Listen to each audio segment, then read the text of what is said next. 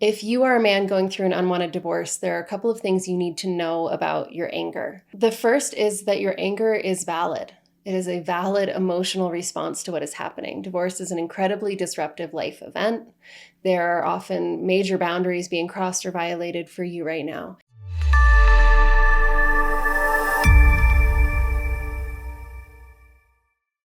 Not only is anger a valid emotion, but anger is an emotion that we can get a little bit addicted to because it feels good.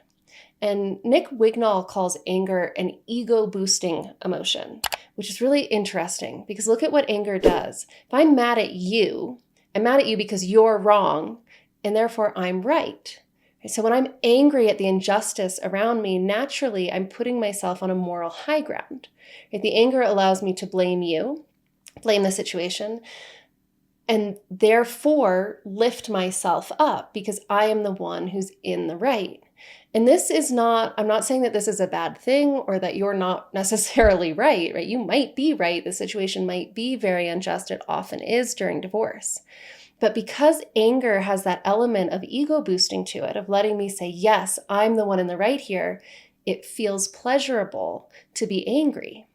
And so a lot of us will hold on to that. And especially if you're going through a difficult and unwanted divorce and your soon-to-be ex-wife has accused you of being a narcissist, of being abusive, of being a bad husband, a bad person, right? If there's been a lot of attacks on you and your character and your identity throughout this, your ego has probably taken a huge blow. And it's not just ego. Ego often gets a bad connotation. It's your self-confidence, your self-worth, your sense that you're worthy of love, that you deserve to be here. For many men, this gets so bad and so painful, and they question themselves so much, they actually end up committing suicide. So anger is actually a really valuable emotion as an ego booster. And it can help you to recognize when you're angry that part of the function of that anger is to remind you of your own worth, to lift you up, to give you that sense of, yes, I matter, I deserve to be here, I'm in the right. Right? So this can be an advantage with anger if you're in depression or in despair or really questioning who you are because of what your wife is saying to you. Anger can help you come back to that sense of yourself and confidence and self-worth. But it can also get addicting, right? Because it's pleasurable. And lets me be up on this moral high ground where then I don't necessarily step back and question whether or not my actions are helping me. And that takes us to the second thing you need to know about anger, which is that anger and aggression are two different things. And in fact, when I talk about the second thing you need to know about your anger, you might think I'm telling you it isn't valid.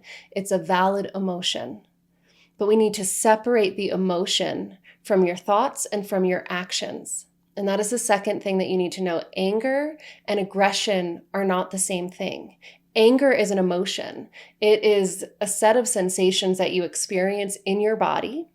It's actually a secondary emotion, which we'll talk about in just a moment. When anger comes up in your body, you feel hot, your heart rate increases, you might feel a lot of pressure or pain or intensity in your head and your face, often especially in front of the forehead. You might feel like you have to move, like you need to hit something, and it can be a pretty overwhelming and intense physical experience. That's the emotion of anger. Anger is the emotion you feel. Aggression is the yelling that you do when you lash out at your soon-to-be ex-wife, when you yell at your kids, when you speed up and flip somebody off for cutting you off in traffic. Right? Those are acts of aggression in response to and driven by the emotion of anger. It's important to separate the two out because anger is a valid emotion. It is a messenger. It is there to tell you really important information about what's happening around you, what's happening to you, and what you need to do to get through this. But aggression can be very harmful to you.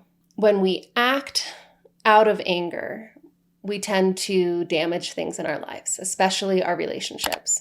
And if you are a man going through a divorce, it's very, very important to know the difference between your anger and acts of aggression, because aggression is what can cost you a lot of money. It can lose you your relationship with your kids. It can lose you custody. It can create all kinds of problems that will follow you for the rest of your life if you act out of that anger. So separating the emotion from the actions of aggression is very, very important. The third thing that you need to know about anger that's going to help you sort out the feeling from the actions and not always follow through on the actions anger wants you to take is understanding that anger is a secondary emotion. It doesn't come up all on its own. Anger is only present if you also are experiencing fear.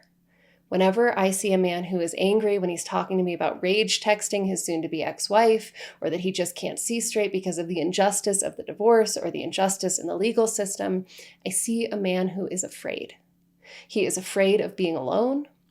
He is afraid of losing contact and connection with all of the people he loves, his friends, his family, her family, their mutual friends. He's afraid of losing his children. He's afraid of losing financial security. He's afraid of losing his house. He's afraid of dying alone under a bridge, unloved and unwanted. And often he's also afraid that some of the accusations his ex-wife is making are either true or someone else will think they're true. He's afraid that he's not good enough, that he's failed, that he's not worthy of love, that he failed as a provider, a protector, a husband. And he's afraid that no one's going to want him, that he's going to be alone in this world. Anger at the injustice of what is happening is rooted in fear. Just today, right before I sat down to film this video, I got an email from a client who put this in a really clear metaphor. He said he sees so many people walking around talking about the fruit of their problem and ignoring the root. Anger is the fruit, and we tend to focus on the fruit, but we can't solve it there. And I'm going to give you an example that you might be able to relate to in your marriage. A lot of couples argue over household things, like who does the dishes, right? And this might have been one of the issues in your marriage, that your soon-to-be ex-wife didn't feel like you did enough to help around the house, right? The dishes and any argument over the dishes is the fruit of the problem, not the root, but that's where most couples stay. So let me give you an example. If me and my husband have a really solid relationship and we both feel seen and heard and loved and appreciated and we feel deeply connected to one another, and I notice that I'm the only one who's done the dishes all week, I'm not going to get so upset about that. I might ask him to help. I might just feel grateful that I'm able to take care of this aspect of our shared life, and maybe he's been busy at work or has other things going on. But I'm not going to have this incredible sense of injustice and it's not right and he's not helping out and I'm having to do all the hard work. But if we're disconnected, if I don't feel close to him, if I don't feel seen or heard or appreciated, if I don't feel loved, if I feel like maybe he doesn't even know that I'm there, or doesn't care about me, and then I notice that I'm the only one doing the dishes all week, now I'm going to have a lot of anger attached to that same circumstance. And the anger is not about the dishes or who's done them or how often they were done. The anger is rooted in my fear that we're disconnected, that he doesn't want me, that he doesn't love me, that he doesn't care about me, that he doesn't value this relationship. But most couples stay in the anger. They argue about the dishes, and maybe they even try to solve it by like setting rules for who's going to do the dishes and when, and they never actually talk about the root, which is a fear of lost connection. The same is true in the anger that you're feeling going through this divorce. You can deal with the anger, right? You can try to get an apology from her, make her see the errors of her ways. You can send her those rage texts trying to make her see that what she's doing is wrong, right? You can fight in court. You can fight with your lawyers. You can try to punish her for what she's doing financially or through custody. But all of that is hanging out up there in that secondary emotion. You're trying to solve anger, but you're ignoring the underlying fear. So if we really want anger to calm down, and we usually do because anger is exhausting. If you want the anger to calm down, then we've got to address the underlying fear. When you're going through an unwanted divorce, anger is a valid emotion. It can actually be really supportive in moving you out of depression, but it can get exhausting if you stay in anger for too long. It can lead you to take aggressive actions, which can actually harm you for the long term. And if you stay focused on your anger and you don't step back and look behind the anger, you're not going to be able to address the root cause. It's very, very important to identify the underlying fear and address that in order to get relief from that anger and really heal and move forward with your life. So if you'd like to know how to do that step by step, I've made an emotional survival guide for men going through an unwanted divorce, and it gives you step-by-step tools, exercises, strategies to use to address all of the different emotions that come up during a divorce. So that includes anger and fear.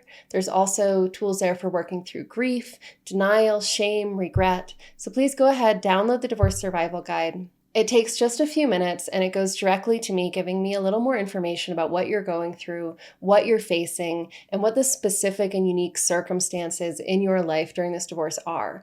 I will respond to that questionnaire and I can give you some feedback, support, and direct you to other resources. So if you are struggling with anger or fear or grief or all of them during an unwanted divorce, please download that guide, try out some of the exercises, and make sure you fill out the questionnaire so that you and I can start talking and I can offer you a little more support as well. All right, thanks for watching. I'll see you guys in the next video.